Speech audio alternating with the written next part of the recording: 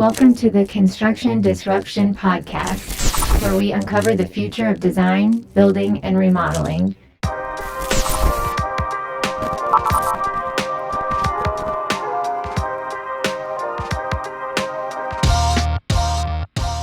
I'm Todd Miller of Isaiah Industries, manufacturer specialty metal roofing and other building materials. Today, my co-host is Ryan Bell. Ryan, how is today going for you? So far, so good, and I have a few dad jokes to share to kick things off today. Awesome. I hoped you would, because I've got nothing. I got nothing today. Well, these are pretty good. I actually found a website that just has one good one after another. I didn't even have to filter these. So this is number one on the website. What kind of dogs do magicians like? What kind of dogs? Oh, I feel like I've heard this before. Probably. You should be able to get this. I don't know. Labracadabradors. Yep. Oh, I have heard that before. It's a good one. That's a good one more.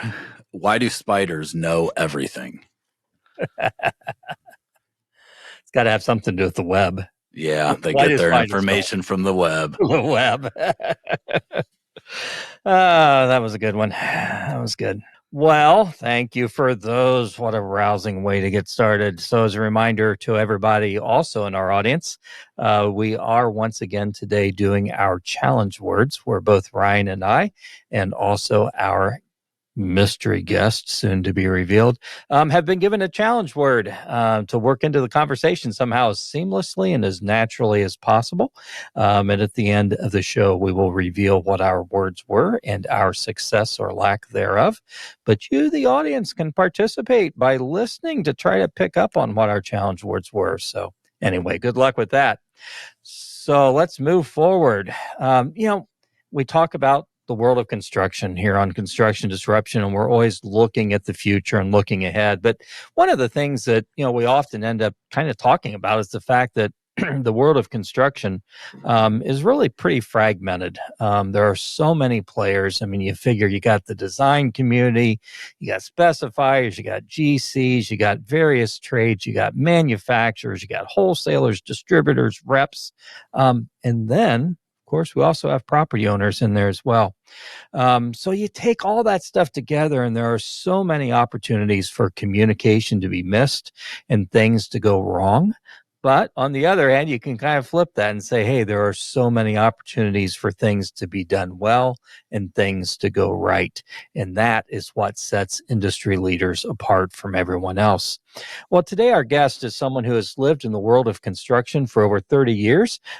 He started for many years as a project executive and eventually company executive with one of the largest commercial and civil contractors in the country, Clark Construction Group.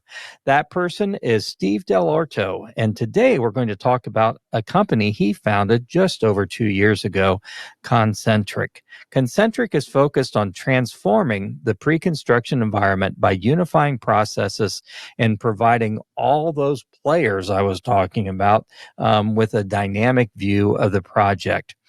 Their platform can unify the pre-construction process, access real-time insights and reliable data, and control the future while ensuring a successful outcome. Steve, welcome to Construction Disruption. It's great to have you here today. Todd, Ryan, thank you for having me. Well, we're looking forward to a good conversation, and so thank you again. So you have a pretty lengthy and successful history in construction, yet someplace in the post-pandemic environment, you kind of stepped away from that long history to start ConCntric.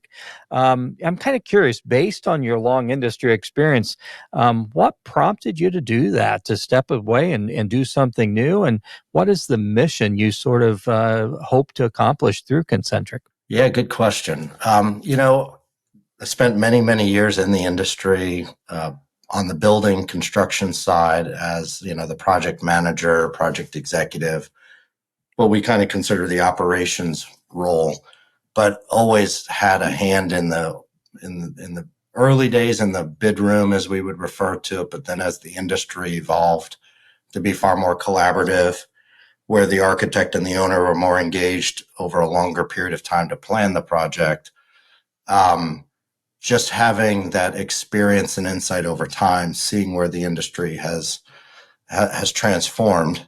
And then, really being front and center with the owner, with the project teams, and then ultimately responsible for running an organization that was really a team of teams doing all of this. I saw directly, while we had we had fantastic talent really doing their level best, bringing their knowledge and experience to the planning of these projects and engaging with the owner, engaging with the architect. There was this fundamental lack of any sort of data, technology, anything that could help make their life easier, utilize that data over and over and over again across many, many projects, and really enhance the communication with really bringing that data to life, because you can just see the lapses in communication and understanding of one person with a particular background trying to communicate something that, the other person doesn't have that same expertise. And so the message gets kind of lost or diluted. So I just saw that movie too many times over and over and over again. And I just saw how hard all of my people were working to just try to, do their very best, but just falling short. So I decided I felt like I was uniquely positioned to go and start a company that would solve that problem. And the problem being just that, really augmenting all of the great talent that we have in our industry that are bringing all of that experience and knowledge and brain power to make a project successful, but actually augmenting that with the technology that can digitize a lot of those workflows, unite and structure the data to for them to harness the power of their own data and really make things a lot easier, more efficient for them to get their job done and make a much better impression with the customers, that their clients that they're serving. And so everybody wins. And so that's why I left that part of the industry as an active general contractor and executive to actually come over on the technology side and bring all of that experience and really kind of plow that into a technology platform for the benefit of all. Very cool. And Ed, who better to do it? I mean, with your years of experience and everything, it makes perfect sense. So, I'm kind of curious. I mean, as best you can you kind of boil down, specifically how the software, how the platform works, and what you do for clients and how they interact with it, and all those types of things? Just kind of give us a synopsis of the real nuts and bolts of what it does for people. I appreciate your use of the term platform because that's exactly what we are. And I think a lot of people don't necessarily understand at first blush the difference between, say, an app or a point solution that's doing one thing versus a platform. So as a platform, we're taking the lion's share of all of the workflow that goes into the planning of a project. And it's not just the actual estimating, it's the communication of what's going on with the cost and the alignment of design over time, coupled with the business decisions and the strategies that the teams have to consider and execute on. Anything, all permitting, legal, insurance, just the general contract and the deal structure of ultimately what you enter into are just a few examples of the myriad facets of pre-con that we have and are continuing to build, digitize best of the best practices. So that way you can really drive a higher degree of standardization with a level of customization that our industry requires, because not every project is the same, but the process is generally the same. So by really taking a platform approach and consolidating all of those workflows into one work environment and building something that doesn't have to be created in Excel and, different from person 1 to person 2 to person 3, we can drive a great deal of predictability of outcome. We can unlock the power of the data that construction companies have at their fingertips and projects has at their fingertips to then take that data and apply it to the next project or the next segment of the design process within that project to make better, more informed decisions going forward. I mean, ultimately, the vision is if we can do that within the planning stage of a project, we're going to be able to make things far more affordable and predictable in terms of, where do you end up, and sustainable. And, that is ultimately our vision as a platform. So the ownership of ConCntric in terms of, the company that employs you folks or buys the platform, that's rests mainly with large GCs. Is that correct? I mean, is that who your typical client is, or am I mistaken on that?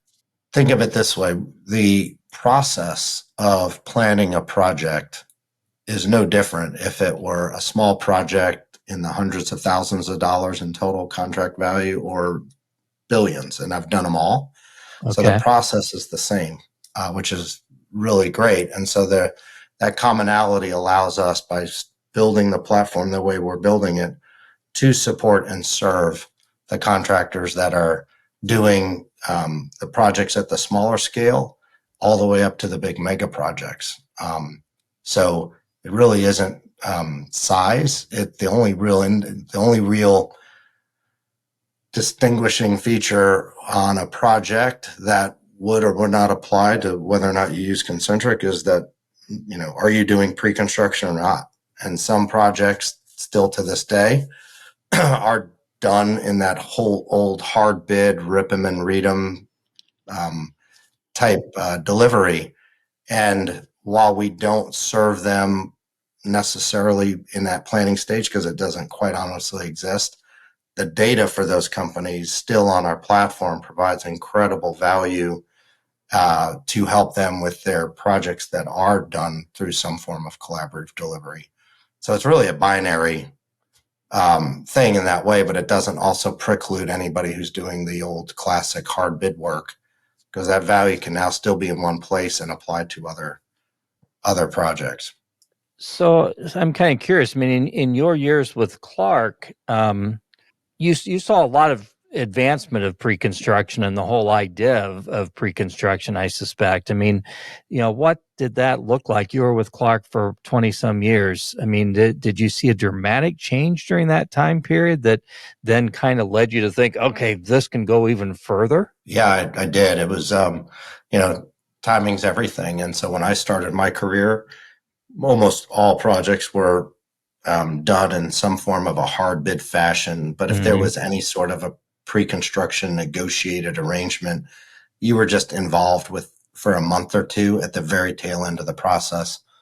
And so the contractor had very little input into how long the project should take, complicated sequencing and phasing of a project, and certainly market input on cost and market capacity to take on that project, et cetera.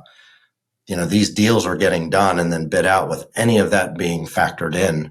And so inevitably, there were just a lot of surprises, a lot of confrontation. I mean, that's how construction has had a little bit of a reputation of being litigious and confrontational, et cetera. And I think the industry in my time frame woke up and said, this is miserable. This is no way to, take big CapEx budgets or whatever it might be and go through life for 3 or 4 years.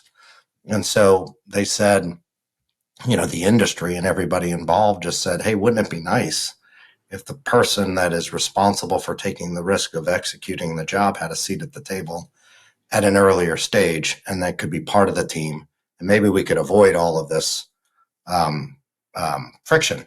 And so, more CM at risk, design build type deliveries that enabled the general contractor to become more of a partner and a trusted advisor among the developer or public owner and the design team, and approach things as that threesome, if you will, going through the process. And I think everybody saw much better, much more predictable, and a much more pleasant experience. And so in my time, I saw that trend. All of the projects that I was becoming more and more involved in were following that suit. And so I got very early on, a lot of insight and very good at working in that environment, as well as being disciplined enough to be successful in the hard bid environment. So, but what I did recognize was, what an opportunity. If the industry could get this right and we could get a higher degree of collaboration, really take down the barriers for having people to come together and really do the smart thing and what's right for the project. And then on top of that, I just saw the opportunity, to this day wasted, where the data that is coming, that flows through each and every one of these projects is stranded and is not in a position to be leveraged for the next project to make the next project better, more informed with more and more accurate decisions. And the travesty of all that is, without that data, everybody's taking an enormous amount of risk. And when they take the risk, then they have to kind of cover themselves, right? In case it's wrong, or they're just working off of, which they are, very imperfect and precise information. And so think about everybody involved is either rounding up or adding layers of padding. Think about what that does to the entire cost stack of a project. And then we scratch our heads and we wonder, why isn't more housing being built? And why can't we have, more schools and better, schools available for our children, et cetera? And a lot of it comes back to affordability. And unfortunately, there's an incredible amount of waste in the cost stack that oftentimes a project is deemed to be a no-go because it just kind of crosses this magic threshold that is no longer viable. And I can't put my finger on, but I guarantee you it's billions and billions of dollars of projects that could go forward if we just had more precise data that everybody felt more confident acting upon. And so, our vision is to do just that, is really to provide that greater degree of, a predictable outcome for projects and the affordability of the projects so that they do go forward. You say so many things there. They're great. I mean, predictable outcome, affordability, less chance for litigation. I mean, as I go through that and think about it, I mean, there's a huge benefit here for the property owner as well. I mean, you think about it as being, well, this is for the contractor involved or other trades involved. But so I'm curious. I mean, do your clients talk much about ConCntric to property owners and let them know that, hey, this is the platform we're using to help ensure a smooth, cost-effective project? Or do they kind of keep you off to the side? No. I mean, that's the beauty of what we're building is our customer, who currently is primarily serves in that general contractor design builder role, is inviting their client, the developer or the public, agency owner, into the platform. So they have access and can view the data and the information in real time.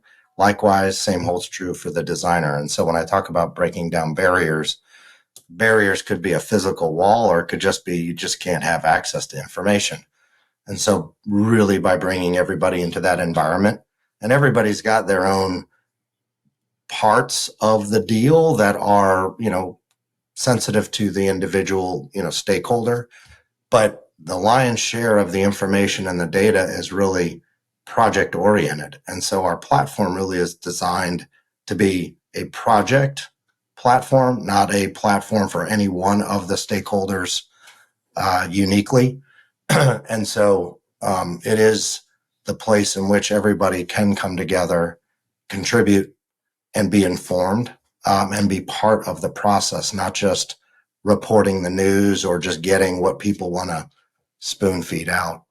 I'm curious, how easy is it for your clients to start using your platform? I mean, can they sit and spend some time over a beer and have it all figured out? Or, what kind of implementation and learning curve is involved? And do you find that people who are anxious for that kind of change, I mean, how do they bring you in to help train them how to use this as well? Yeah, a little quick anecdote or story during my career too, the advent of more of the project management solutions. I mean, when I started, we were literally filling out forms in triplicate with the carbon copy sheet and 3-hole punching it, putting it in a binder, and the fax machine with the thermal curlicue paper. Oh, yes. Was like the way you would transmit information. So as those other forms of technology in the construction phase started to become hit the market, I just remember walking, the office floor with a team. This is a big project I was doing in LA, and it would drive me crazy because the project engineers and the project managers all day long are just sitting there, it's seemingly unendingly entering in data. And I was like, the construction project is out there. When was the last time you actually walked with the superintendent, talked to the trade workers, and really found out what the problems are and how to solve them physically out there? And like, I'm just too busy. I got to enter on all this data. And so things have obviously evolved since then, but technology in the industry, in our industry in construction, has been guilty of building things, and largely because I think it's outsider technologists building things for us here in the industry, overly complicated, requiring way too much data entry to get just some kernel of something as an output. And we just said, you know what, we're going to do the opposite. Our whole goal is to make less work, not more. We need our people, we need our customers' teams out there doing what they need to do with their experience, doing what humans do best, interacting, problem solving, and really doing more and more in-depth planning, not entering data to get a report populated. Mm-hmm. So what better device or approach to emulate than just the simple iPhone or an iPad? You can take that thing right out of a box. It's already pre-charged. You maybe have to select what language and what time zone you're in. You're off and running. And that is exactly what we strive to build at ConCntric. So our customers literally in the span of 1 or 2 steps are off and running with their first project. And, they just go. And it's intuitive. There's no training involved. The implementation, there is none. It's just right out of the box. And it's intentionally very, very clean in terms of your interface with our platform. It's not overly widgeted. There's not all kinds. It's like the old VCR. You'd buy this VCR and you'd have 1 million buttons. And if you guys were like me, the only thing that you knew how to do was like eject or hit play, and all that other stuff you paid for, but you never used. But it was also confusing. Well, none of that. Everything is really about how do we make a very complex process simple.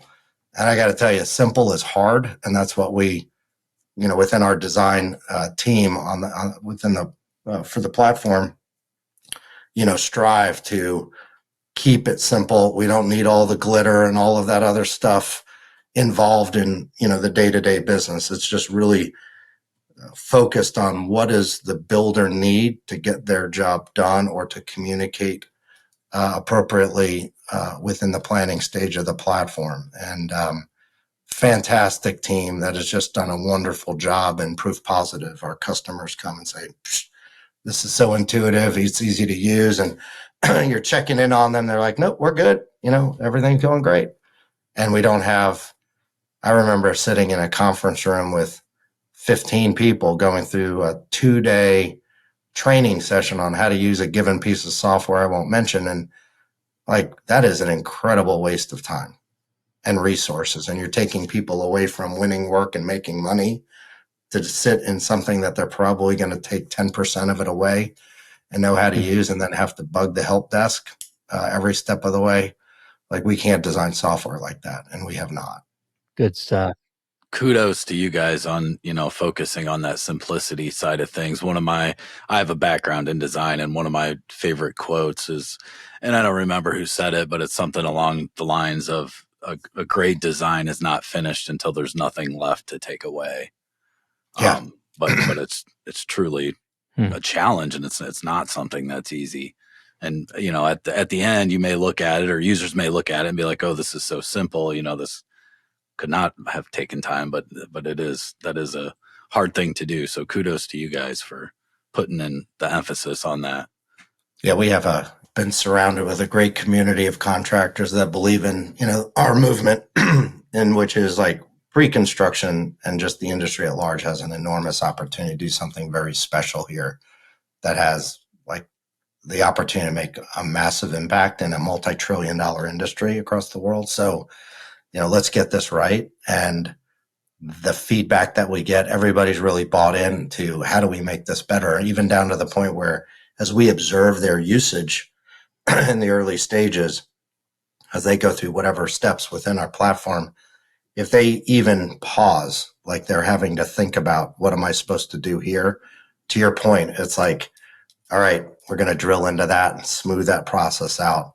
There's a lot of attention in, the quality of the platform and not just how rapidly we can just pump features out, but how do we make less work for people, not more? Looking ahead, are there any trends that you're seeing out there in regards to ongoing innovation in pre-construction?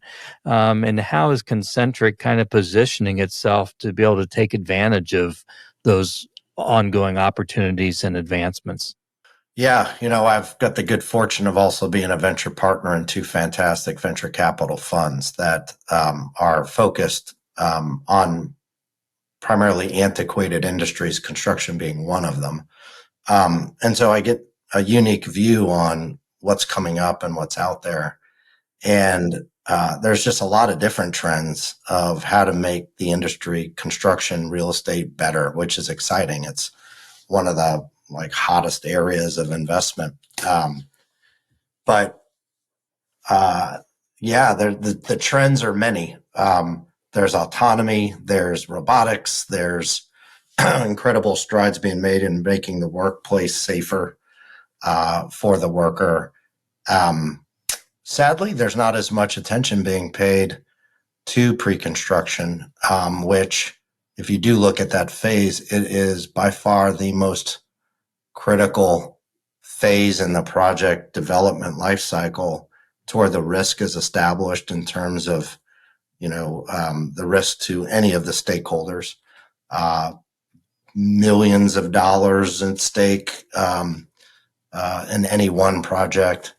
And the outcome can vary wildly. We all read about 87% of all projects finish, 10% over budget or more, and 3/4 of them are late. I mean, you just hear these horror stories.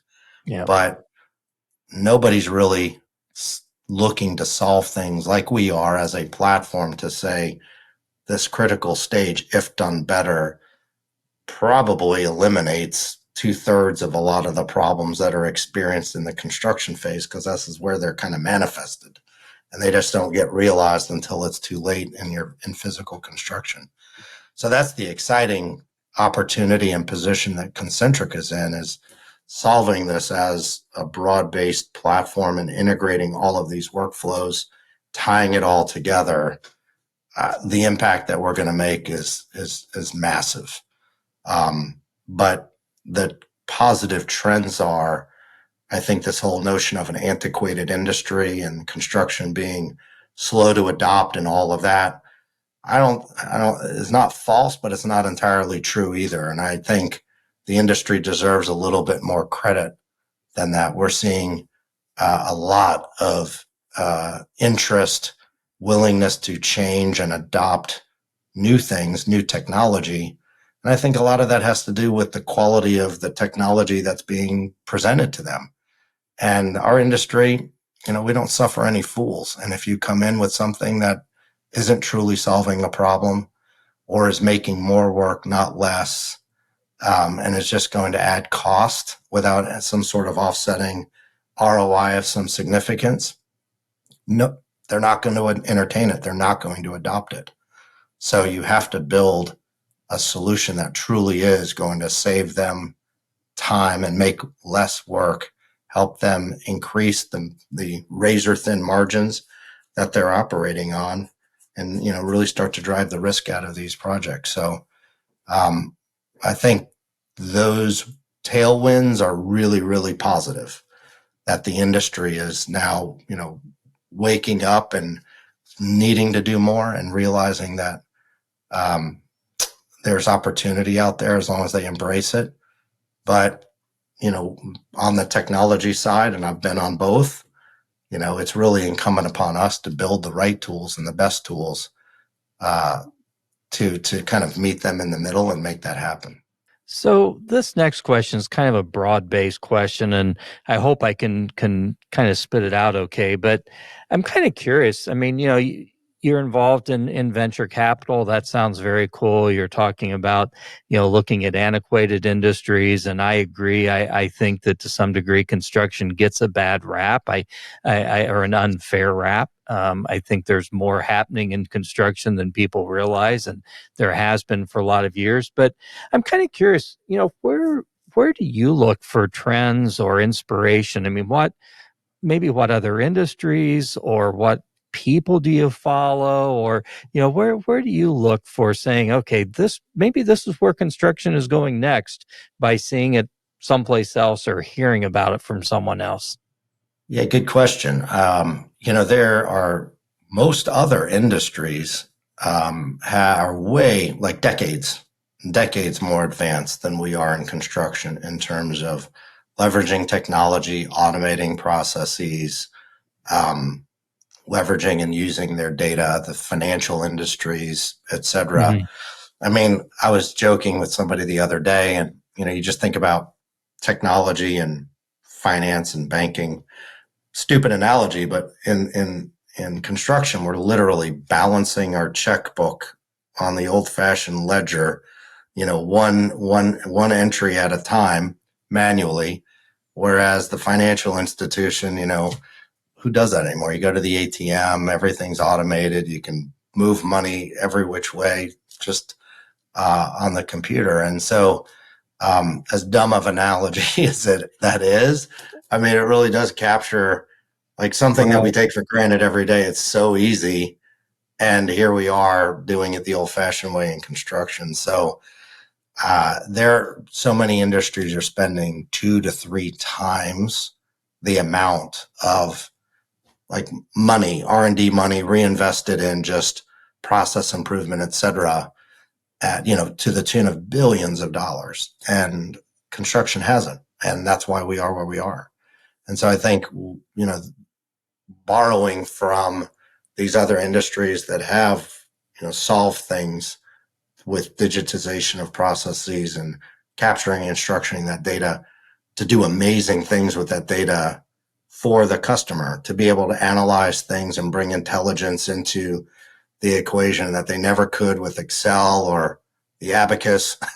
So, it's that just, I look at no specific industry because we're pretty much surrounded by every other industry that has done something over the last 10 to 20 years that have just advanced things significantly. So we're inspired by that. There's not any one company, there's not any one author, there's not any one person that I follow.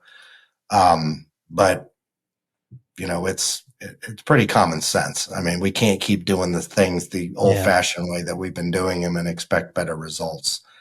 And so what I get excited most about is just the power of helping our customers harness the power of their own data. And I think if there's an underlying theme, it's if you can capture that data, you're learning from the past, you're applying it going forward in the future. And if you do it right, you don't have to touch that data and clean it and mess with it time and time again to get one little answer at a time. It really becomes the fuel for your engine. And it's just a matter of how fast and how long can we make that engine or that, high performance car go with your own data. And that's what we're all about. Good stuff. Good stuff. And, and it's interesting. I mean, I often wonder, why has construction been a little bit slow? But on the other hand, it's such a fragmented industry. There's so many players. Human safety is involved too. And that probably helps keep people from wanting to drive ahead, in too risky of ways sometimes. But, well, gosh, more power to you. I love what you're doing, and glad that you're out there in this space doing good things. So we really are close to wrapping up what we call the business end of things. Is there anything we haven't covered yet that you'd like to share with our audience? No, I think this has just been a great exchange. And, I think credit to you guys for really bringing more of a voice and access to everybody about, what we're dealing with within the industry, people who are trying to solve the problems and just talking about it. So my hat's off to both of you guys for really hosting and making these available to your audience. Well, good stuff. I mean, it's a lot of fun. And I tell you, the thing I love so much, we've been doing the show for a couple of years now, is I learn so much every episode. We just have great guests and I always learn things. So before we close out, I do have to ask you if you're willing to participate in something we do here on the show called our rapid fire round. So these are 7 questions. It's a little bit lighter part of the show. 7 questions we ask you. Some may be serious, some may be silly. All you have to do is give a response. So I have to ask you, Steve, are you up to the challenge of rapid fire? I'm up for the challenge. I can't say I'm going to be any good at it, but let's give it a go. You will be perfect. We will alternate asking. Ryan, you want to ask the first one? I would love to. All right. Question number 1. What is the product that you have purchased recently that was something, that you would consider kind of a game changer, kind of gave you that feeling of where have you been all my life? I have an Era Wi-Fi system, and anything that I would touch hardware-wise like that usually never worked and then just gets thrown in a closet. I was able to get Wi-Fi spread out throughout our entire house in the span of like 5 minutes. So whether it changed my life or not, highly, highly impressed with an easy to use piece of technology. So can't beat the frustration free. Sorry, say that again. EERO. RO. And I'm not being paid to advertise or plug anything. You asked the question. We give free shout outs here. Absolutely. Absolutely. Eero. Check that out. Okay. Question number 2. If you could have dinner with any historical figure, who would you choose to have dinner with? And what is one of the first questions you'd want to ask them? Oh, man. Abraham Lincoln. Very cool. And the question I would ask him is, you really need to go see that play? Oh, that's good. That's good. That reminds me of one of my sayings around here when someone delivers bad news. My question is always, okay, Mrs. Lincoln, other than that, how was the play? Exactly. Well, you're not going to believe this, but we had that question earlier today and the guest answered with the same answer. Same person. Well, thanks, Ryan. Same person. Yeah, Right. same person. Radio. No, that's cool. That's cool. I was kind of like hoping you would say that. I'm like, please say Abraham Lincoln. Okay. Question number 3. Do you have a hobby or activity that you enjoy that might surprise people, like maybe planting philodendrons or something like that? Something weird? Nothing weird that would be a head scratcher to people, but I think I do like to build stuff, like physically, carpentry, millwork, furniture, that kind of stuff.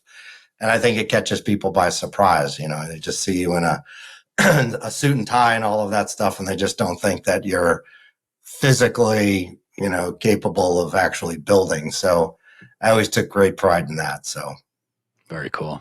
Very neat. Question number 4. This is one of our favorite questions here on the show. If you had to eat a crayon, what color of crayon would you choose to eat?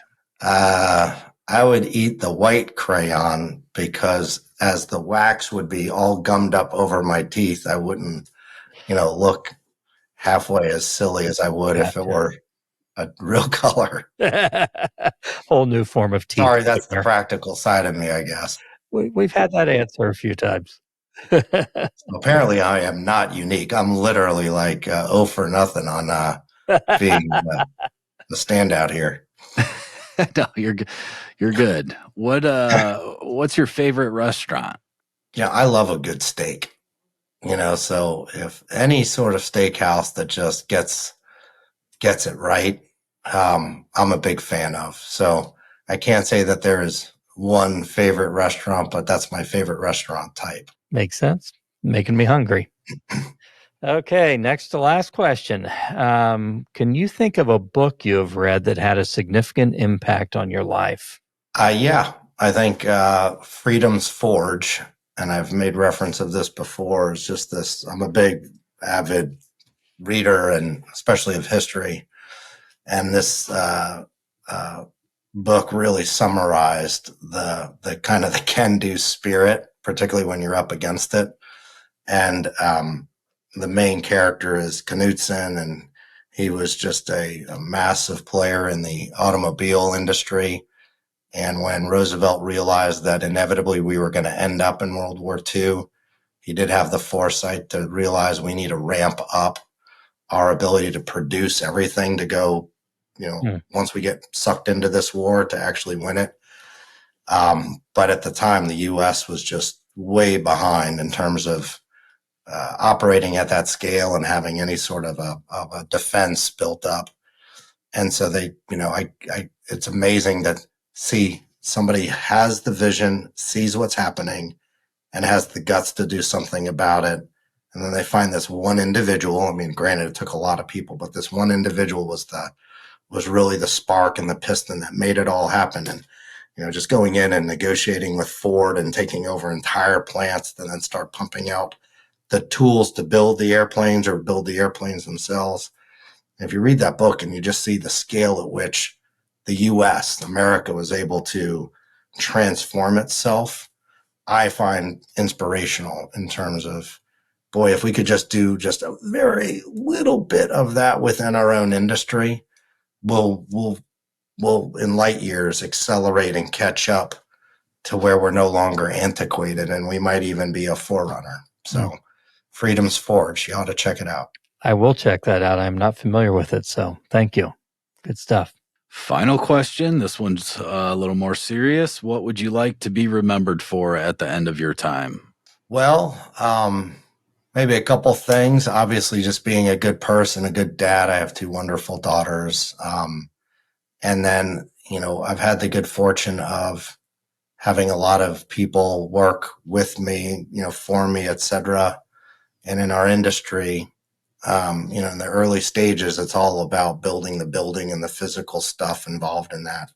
But as my career progressed, just finding talent and teaching them and coaching them and grooming them to just, go off and do incredible things in their own right is something that I have always been very motivated and get a lot of satisfaction out of. And to this day, I still see throughout the industry people that, I've played a role. I will not take an ounce of credit away from what they're achieving, but I played a role in their career path, and to see them go on and do great things and have families and just be successful in whatever endeavor, is for me the thing that I'd like to be, remembered for, is just touching other people's lives in a positive way in that respect. Good stuff. Noble. And you are well on your path that way, no doubt. So Thank you. Well, Steve, thank you again for being on the show here with us. For folks who want to get in touch with you or learn more about ConCntric, what are the best ways for them to do that? Through the website, you go to ConCntric.com, ConCntric.com. Sales@ConCntric.com. If you want to talk with us and book a demo, all of that can be done through the website, or hit me up on my LinkedIn page. So I appreciate the opportunity, Todd and Ryan, and look forward to hopefully hearing from some folks. Sounds good. I hope so too. And we will put that information in the show notes as well, so folks will have it handy for them.